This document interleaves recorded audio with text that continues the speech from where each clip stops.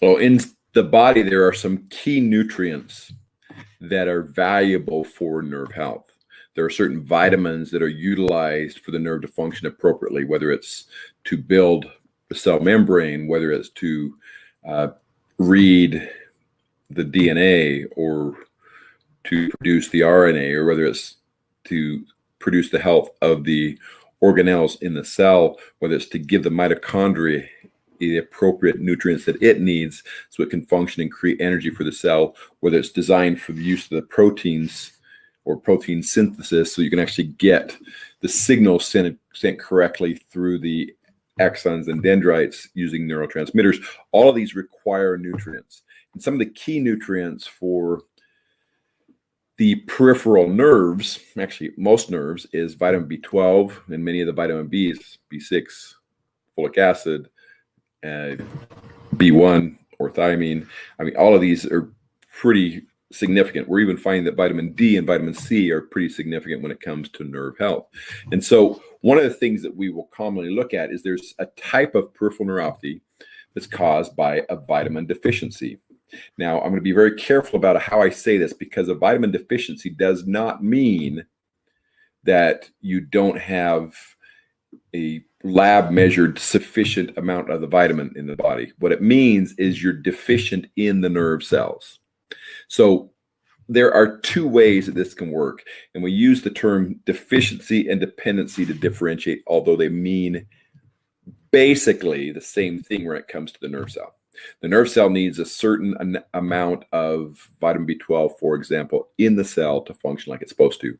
And if it doesn't have that amount, it's deficient in vitamin B12. But if you do a lab test and you find that vitamin B12 is normal, but the nerve cell is still deficient, that means it's got dependency instead of deficiency, because the body is normal. The body is not deficient in vitamin B12, but the nerve is still deficient because it needs more than the normal amount to function. Let me kind of give you an example. If you have a location where vitamin B12 attaches, and this location is a protein or an enzyme that's designed to receive and accept vitamin B12, and it's shaped in such a way to match vitamin B12, so vitamin B12 can get in pretty easily. But most of the time, these are designed in such a way that they give a little bit more room. So if you have one vitamin B12, it is able to attach and can go in. If you have two vitamin B12s, one of them will go in and be able to be accepted. And so if you have the right amount of vitamin B12 in the body, it will get into that enzyme, that protein, and get into the cell so it can actually function the way it's supposed to. Now, if that protein is malformed, say it's got a genetic defect and it's formed in a different way where vitamin B12 still fits, but it just barely fits. And if it comes in at an angle, it can't slide in like it was doing before. It hits it and doesn't go in, or hits it, doesn't go in. It has to be perfect.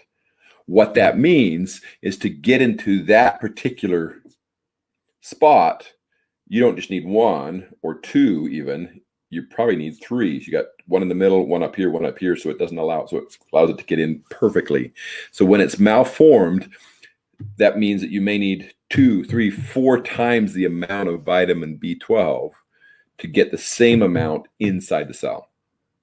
That being said, that makes the nerve cell or that individual vitamin dependent, not deficient, which means you have to do a significantly higher amount of vitamins to be able to get the appropriate amount in the cell so that it's not deficient.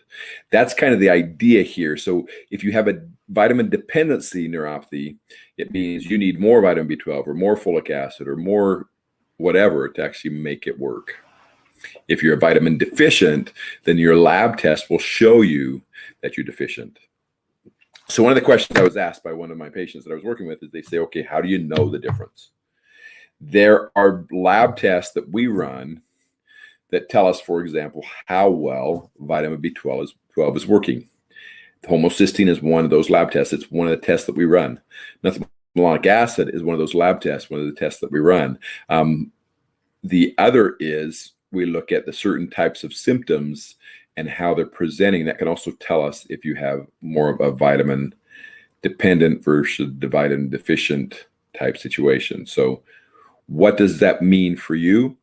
It means that you need to be very careful and not just take whatever vitamins you think, but actually be tested and be evaluated so you can determine, do I need vitamin B12? Do I need vitamin B6? Do I need folic acid? Do I need thiamine or vitamin B1? Best form being, of course, benfotiamine. Do I need any of these nutrients? Because once you know if you need them, then you can take the appropriate amount and you will start to notice changes in your symptoms. Now, how fast can vitamins work? Vitamins work pretty quickly. I've had individuals within days will start to notice a difference. I would say, though, don't be frustrated if you start taking a vitamin and don't notice immediately.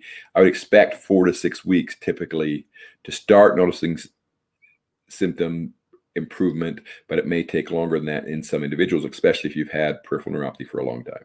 This is Dr. Brandt Gibson. This is your Podiatry Tips Day 325, vitamin deficiency or dependency, peripheral neuropathy. So vitamin deficiency or dependency causing your peripheral neuropathy. Thank you.